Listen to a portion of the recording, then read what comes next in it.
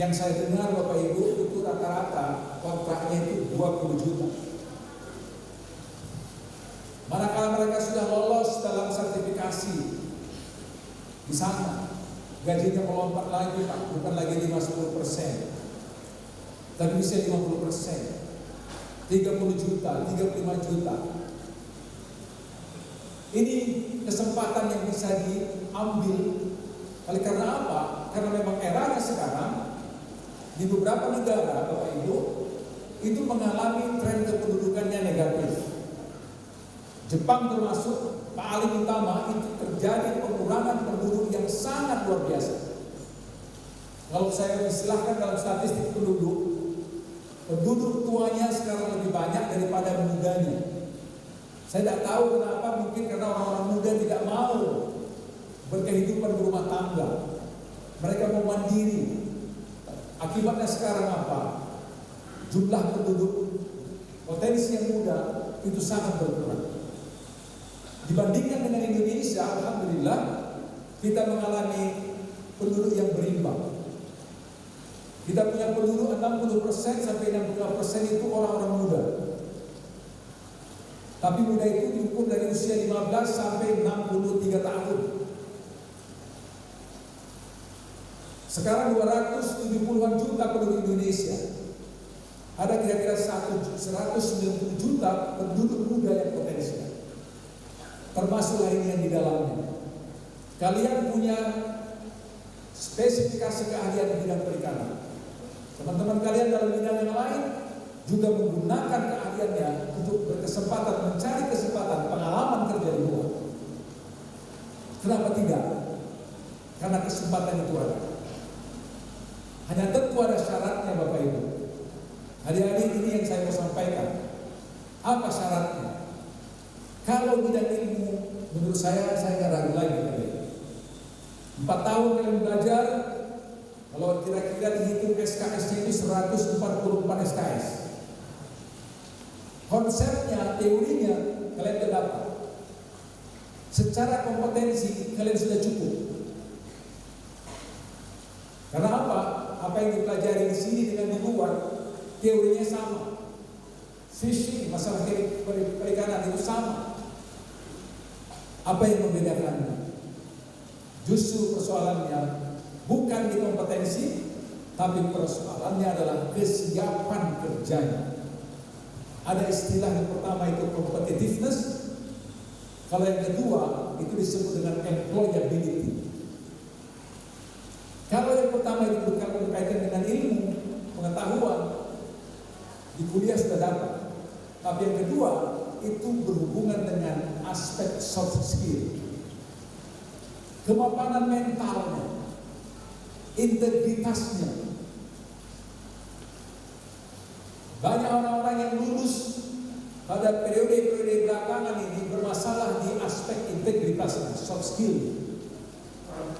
Saya bertemu dengan beberapa perusahaan, instansi menyampaikan mereka sedikit mengeluh kepada tenaga-tenaga yang baru diterima dari lulusan-lulusan yang terbaru. Kenapa Pak? Saya bilang mereka itu kurang punya fighting spirit. Waktu kadang-kadang tidak konsisten, datang terlambat, pulang mau cepat. Kalau ada masalah itu selalu menghindar. Dia mau ambil yang mudahnya saja. Padahal sesungguhnya bekerja itu berhadapan dengan masalah. Makanya ada pesan mengatakan nanti kalian akan diumumkan IP-nya. Saya yakin ini IP ini pasti ada rata-rata di atas 3. Ada nggak yang di bawah 3? Nggak ada. Banyak wisuda yang saya hadiri Bapak, ada yang IP-nya 4, 3,7, 3,8 sudah biasa. Kalau saya sebutkan waktu saya wisuda tahun 86, malu saya menyebutkan. IP saya cuma 2,75. 2,75 itu nggak sampai B, C+. Tapi kata orang, dia lah Pak, Bapak C pun, Bapak jadi kepala sekarang. C pun 3 kali jadi rektor. Coba tanya adik-adik ini dengan IP 3,8 bisa nggak jadi kepala dinas dia nanti? Bisa nggak? Bisa? Nggak ragu kan? Jawabnya kan nggak yakin kan? Ini soft skill. Mestinya bisa kan? Bisa nggak ya? Nah, cuma depannya aja belakangnya. Bisa nggak? Nah, bisa. Bisa. Ada yang mengatakan begini, IP dan sebagainya, ijazah, transkrip itu hanya bukti yang Anda bawa sampai meja wawancara. Saya ulangi, IP, ijazah, transkrip itu hanya petunjuk yang membawa Anda sampai meja wawancara. Setelah di meja wawancara, itu tidak akan dipersoalkan. Dia tidak akan tanya Anda lulusan dari mana, enggak.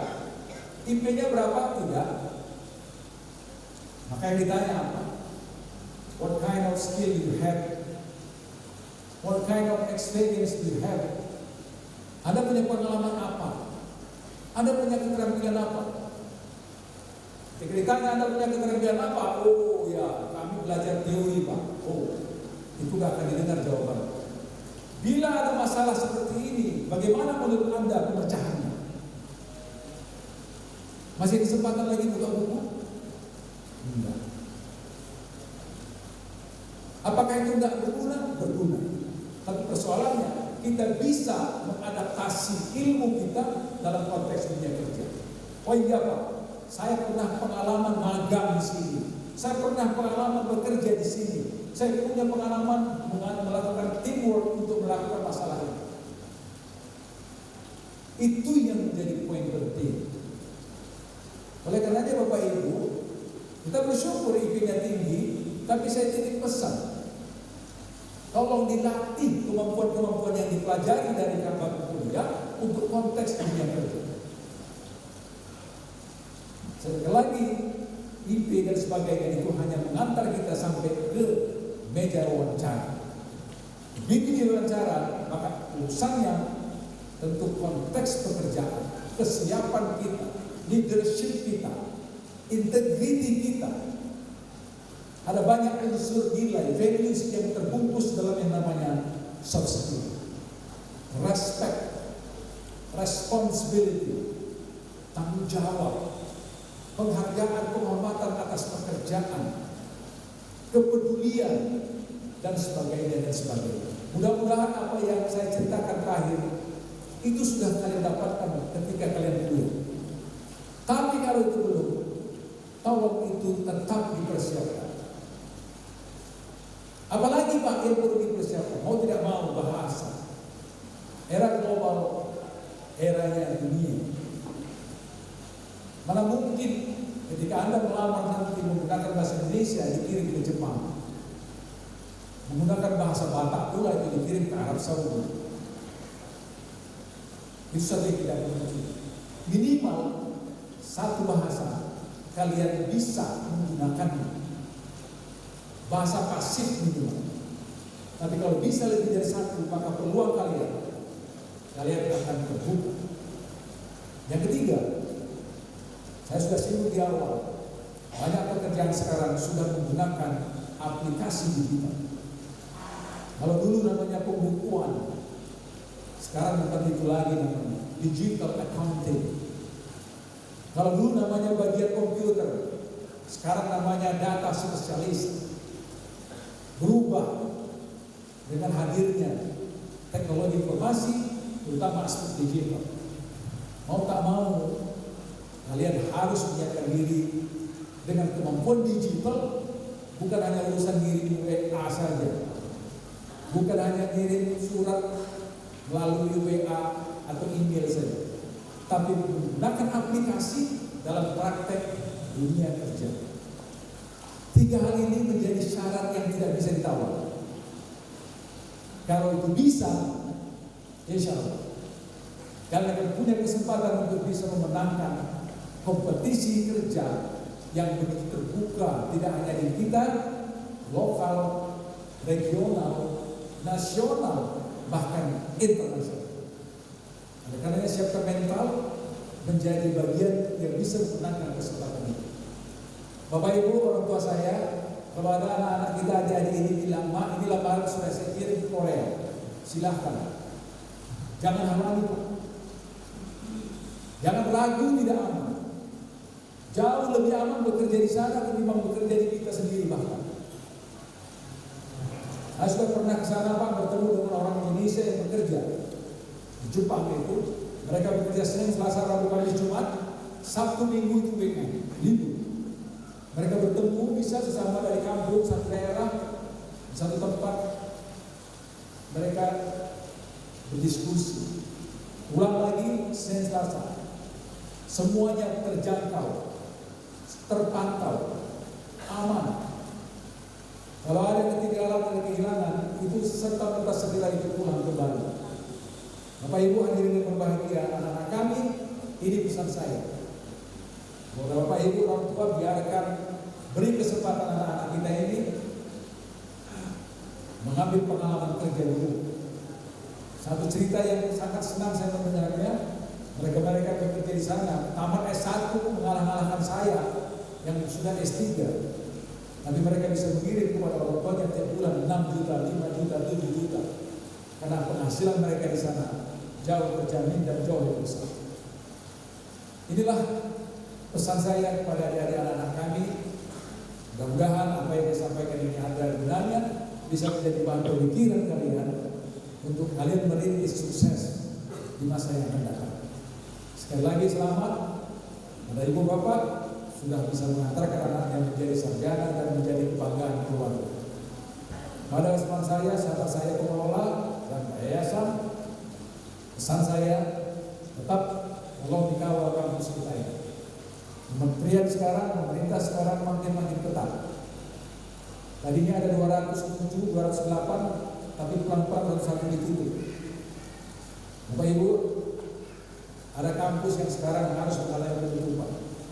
Kenapa? Bila dianggap tidak profesional, membiarkan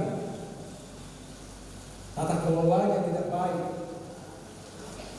akreditasi tidak terjaga, pembelajaran tidak terkawal, ini potensi untuk bisa jadi masalah.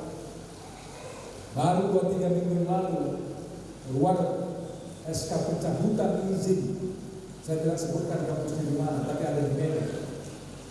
Maka saya pesan antara penyelenggara dengan pengelola jangan berjauhan. Yayasan mestinya memberikan support kepada teman-teman kami ini agar bisa kampus ini berkembang jauh lebih baik. Kegiatan-kegiatan akademik, penelitian, pengabdian, penerbitan jurnal dan sebagainya tolong didorong. Termasuk saya ulangi tadi di awal, bila ada niat untuk mengembangkan kampus dengan program studi yang dibutuhkan di daerah kita, silakan Bapak lakukan. LDIP akan memberikan dukungan. Bapak Ibu, ini saja yang saya sampaikan. Mohon maaf sekali lagi sedikit agak panjang karena saya cenderung memberi pesan oleh kepada anak-anak kami untuk menjadi bekal ya menghadapi perjalanan beliau ini ke depan. Berikan durian untuk kasih. Saya cukupkan sekian dan terima kasih. Assalamualaikum warahmatullahi wabarakatuh. Selamat pagi, salam sejahtera kita semua. Salam sehat. Pada sidang Senat terbuka ini akan diwisuda dan diserahkan ijazah kepada 28 lulusan program studi pemanfaatan sumber daya perikanan dan 68 lulusan program studi budidaya perairan. Marilah kita ikuti upacara ini dengan penuh hikmat. Persiapan wisuda Sekolah Tinggi Perikanan Sibolga. Lulusan pendidikan sarjana program studi pemanfaatan sumber daya perikanan dipersilakan berdiri. Lulusan pendidikan sarjana program studi budidaya perairan dipersilakan berdiri.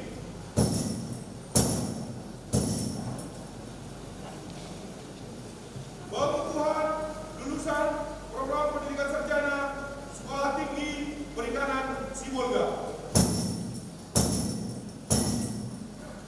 Dengan rahmat Tuhan yang Maha Esa, Pada hari ini, Sabtu 19 November 2022, saya mengukuhkan saudara-saudari sebagai lulusan program sarjana Sekolah Tinggi Perikanan Sibolga.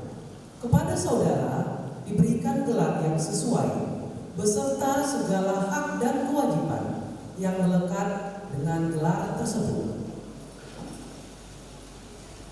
Wisudawan dan wisudawati dipersilakan duduk kembali. Bapak Abdul Rahman Torakarya dan Ibu Nomi Sultan dengan IPK 3,25. Arsius Subono, sarjana perikanan, anak dari Bapak Yora Sabulono dan Ibu Melihati Laila dengan IPK 3,11. Sri Abadi Lambang, sarjana